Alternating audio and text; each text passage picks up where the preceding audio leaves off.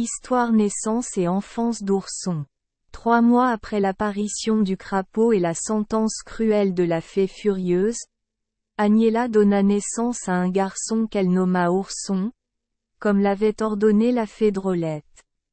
Ni Agnella ni Passerose ne pouvaient décider s'il était laid ou beau, car il était si poilu, si couvert de longues soies brunes, qu'on ne pouvait voir que ses yeux et sa bouche, et même ceux-ci à moins qu'il ne les ouvrait.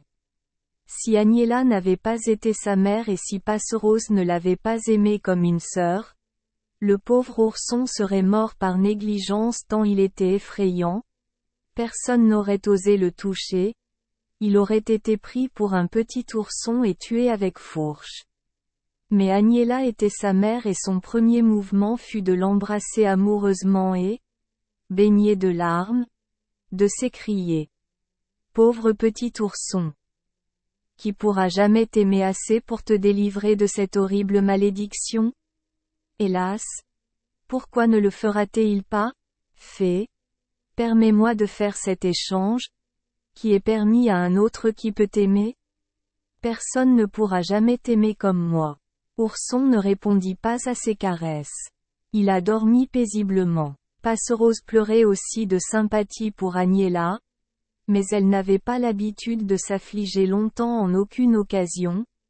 Alors elle s'essuya les yeux et dit à Agnella: « Chère reine, je suis bien certaine que votre cher fils sera habillé.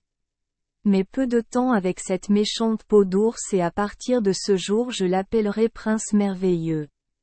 Je vous en supplie, » dit la reine avec inquiétude. « Tu sais que les fées aiment qu'on leur obéisse. » Passerose prit l'enfant, l'habilla du linge qui lui avait été préparé et se pencha pour l'embrasser mais elle piqua ses lèvres contre les poils rugueux de l'ourson et recula précipitamment. « Ce ne sera pas moi qui t'embrasserai souvent, mon garçon, » dit-elle à voix basse. « Tu piques comme un vrai hérisson. » Ce fut cependant Passerose à qui Agnella confia la garde du petit ourson. Il n'avait rien de l'ours si ce n'est sa peau. C'était l'enfant le plus doux, le plus connaisseur, le plus affectueux qu'on ait jamais vu. Passerose l'aimait bientôt de tout son cœur. À mesure qu'Ourson grandissait, on lui permettait parfois de quitter la ferme. Il ne courait aucun danger car personne ne le connaissait dans le pays. Les enfants s'enfuyaient toujours à son approche et les femmes le repoussaient. Les hommes l'évitaient, le considéraient comme quelque chose de maudit. Parfois, quand Agnella allait au marché, elle le mettait sur son âne et l'emmenait avec elle et ces jours-là, elle avait plus de difficulté à vendre ses légumes et son fromage. Les mères s'enfuirent, craignant qu'Ourson ne s'approche trop d'elle. Agnella pleurait souvent et implorait en vain la fée Drôlette. Chaque fois qu'une alouette volait près d'elle, l'espoir naissait dans son sein.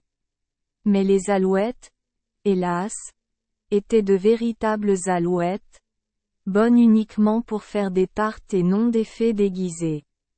Merci les enfants des Esperluette Croisillon 39. Avoir écouté des contes de fées au jour Esperluette Croisillon 39. Oui. Espérons que les histoires apporteront aux enfants des moments heureux et significatifs. Si vous aimez notre chaîne, veuillez appuyer sur le bouton S Esperluette Croisillon 39. Abonner, pour ne manquer aucune histoire intéressante. Je vous souhaite une bonne nuit de sommeil et de beaux rêves. Rendez-vous dans la prochaine histoire.